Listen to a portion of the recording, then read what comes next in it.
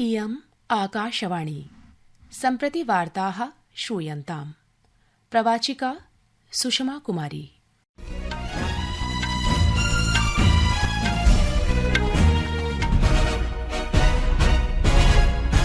मुख्यवार्ताः।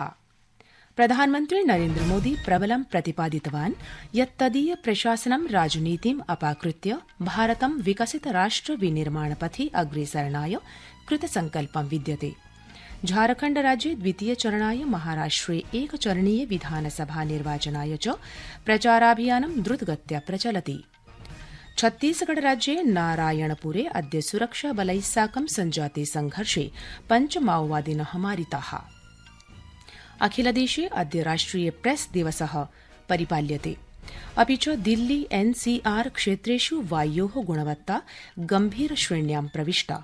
आगामि 2 दिवसेषु कुज्झटिकायाः सम्भावनापि विद्यते। अथ वार्ताः विस्तरेण।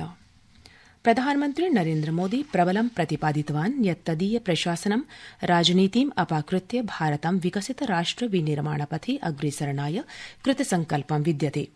एकं सामाजिक दृश्य संचार संघटनद्वारा समायोजित आध्यक्ष सम्मेलनं सम्बोधयता असौ भणितवान् यत् तदीय एनडीए प्रशासनं जनानां कृते जनेभ्यः एव कृते कार्यम् आचरति।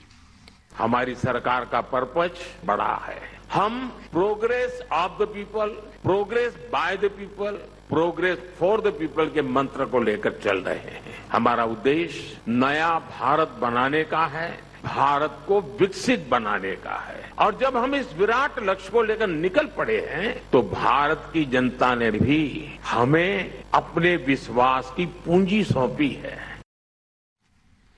तेन प्रतिपादितं यत् भाजपा प्रशासनं विकासस्य एतादृशं प्रारूपं प्रदर्शयति यत्र विनिवेशतः प्रगतिवृत्त्यावसराणि च प्राप्यन्ते। तेन उल्लिखितं यत् 14,200 वर्षे देशे केन्द्रीय आय व्यय आगारम् आहत्य 16 लक्षकोटि रूप्यकाणाम् अवर्तत। अद्य च इयं 48 लक्षकोट्यात्मकं विद्यते। 2013-14 में हम कैपिटल एक्सपेंडिचर में करीब 2.25 लाख करोड़ रुपए खर्च करते थे, लेकिन आज का कैपिटल एक्सपेंडिचर 11 लाख करोड़ से ज्यादा है। ये 11 लाख करोड़ रुपए आज नए अस्पताल, नए स्कूल, सड़क, रेल, रिसर्च फैसिलिटी, ऐसे अनेक पब्लिक इंफ्रास्ट्रक्चर पर खर्च कर रहे हैं। पब्लिक पर खर्च बढ़ाने के साथ ही हम पब्लिक का पैसा भी बचा रहे हैं। श्रीमोदिना प्रोक्तं यत् देशे साम्प्रतं सपाद लक्षोत्तर पञ्जीकृत स्टार्टअप विद्यन्ते यूनः देशं गौरवान्वितं कर्तुं समुत्सुकाः दरीदृश्यन्ते। प्रधानमन्त्री Narendra Modi Nigeria, Brazil, Guyana देशानां 5 दिवसीय यात्रायै अद्य प्रस्थितो वर्तते।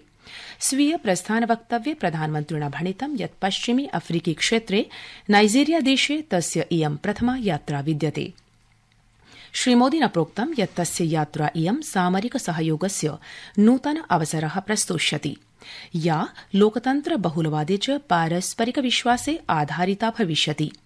श्रीमोदी 19तमीये G20 उपवेशने ट्राइका सदस्यरूपेण भागं निर्वक्ष्यति। तेनोदीरितं यत् गतवर्षे भारतदेशस्य G20 सम्मेलनस्य सफल अध्यक्षतायां G20 सम्मेलने सम्मिलितानां देशानां G20 समूहः विनिर्मितः। वर्षेऽस्मिन् ब्राजीलदेशेन G20 समूहस्य अध्यक्षता सन्धारिता। तेन आशाभिव्यक्ता यत् एका पृथिवी, एकः परिवारः, एकः भविष्यः एतादृशस्य दृष्टिकोणस्य अनुरूपम् अर्थपूर्णा चर्चा भविष्यति। श्रीमोदिना सूचितं यत् गुयानाः राष्ट्रपतिनः मोहम्मद इरफानस्य निमन्त्रणे तस्य यात्रायाः 50 वर्षेषु कस्यापि भारतीय प्रधानमन्त्रिणः देशस्य अस्य प्रथमा यात्रा भविता। उपवेशनकाले उभौ नेतारौ पारस्परिक रिक्त संस्कृति मूल्याधारित अद्वितीय सम्बन्धान् सामरिक दिशा प्रदानार्थं विचाराणाम् आदान प्रदानं करिष्यतः। भारतीय जनता पार्टीति दलीय वरिष्ठो नेता प्रधानमन्त्री च नरेन्द्र मोदी समाजस्य प्रत्येकस्मै वर्गाय सशक्तीकर्तुं तत्र ध्यानं प्रदातुं च महाराष्ट्रस्य महायुतेः प्रशासनस्य प्रयासाः प्रशंसिताः।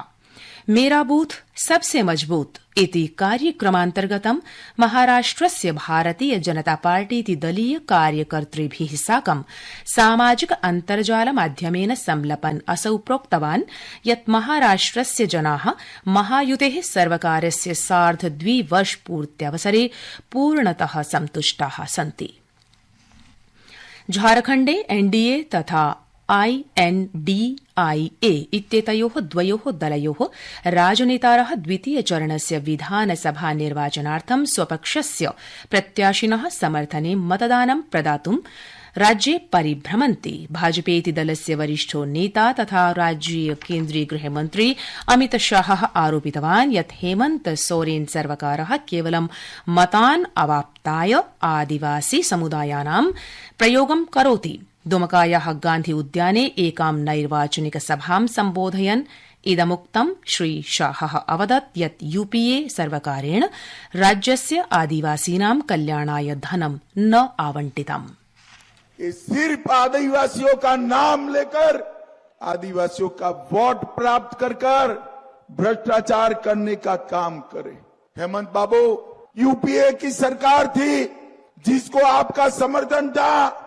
इसका अंतिम बजट उसमें आदिवासियों के लिए, जनजातियों के लिए सिर्फ 28,000 करोड़ रुपया, और मोदी जी ने इसको बढ़ाकर 1,33,000 करोड़ रुपया करने का काम नरेंद्र मोदी जी ने।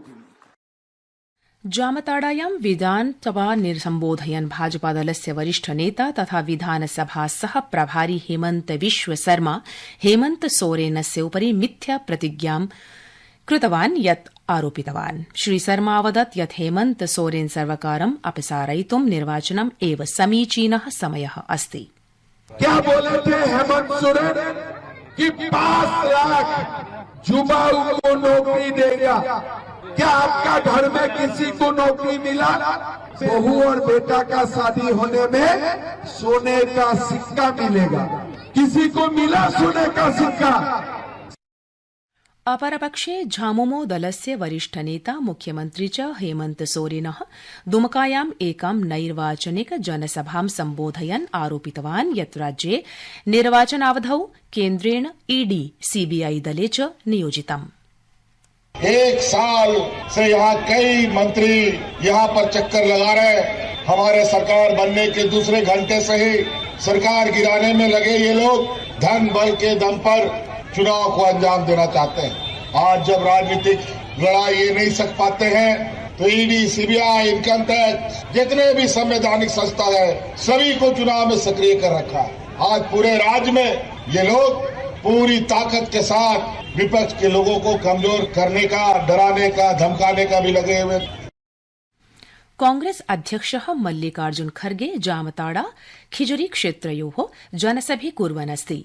राजद नेता तेजस्वी यादवः अपि गोड्डायां सभां सम्बोधितवान्। अवधेयं वर्तते यत् राज्ये द्वितीय अन्तिम चरणाय मतदानं नवम्बर मासस्य 20 दिनाङ्के भविष्यति।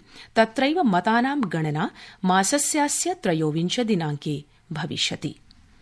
संस्कृतवार्तायाः संस्करणमिदम् इदानीम् आकाशवाणीतः प्रसार्यते। सममेव अयं कार्यक्रमः आकाशवाण्याः अन्तर्जालपटले www.newsonair.gov.in इत्यत्र अथ न्यूज ऑन एयर चलदरूभाषीय तन्त्रांशेऽपि उपलब्धो भविष्यति। छत्तीसगढ़ राज्ये नारायणपुरे अद्य सुरक्षाबलै साकं सञ्जाते संघर्षे 5 माओवादिनः मृताः सूच्यन्ते। माओवादिनः सूचनामधिगत्य सीमा सुरक्षाबल, विशिष्ट कार्यबल, जनपद आरक्षिबलानां संयुक्त दलानि अन्वीक्षण अभियाने संलिप्ताः आसन्। सुरक्षाबलैः माओवादिनः मृतकशरीराणि अपि अधिगतानि। घटनास्थलात् बृहन्मात्रिक संख्यायाम् आयुध सामग्री अपि अधिगता। भुशुण्डी प्रहारीषु सुरक्षाकार्मिकाः आहताः अपि सूच्यन्ते। अन्वीक्षणाभियानं तत्र प्रचल्यते। केन्द्रीय वस्त्रमन्त्रिणा गिरिराजसिंहेन अद्य नवदिल्ल्यां व्यापारमेलके IITF इत्यस्य मन्त्रालयस्य मण्डपं समुद्घाटितम्।